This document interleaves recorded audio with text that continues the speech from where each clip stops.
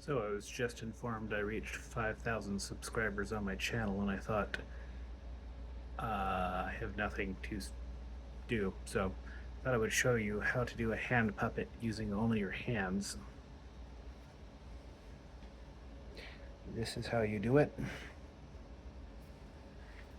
Start like that, cross these fingers, bring these in, touch that, and now you have a hand puppet. You can bring those down if you want.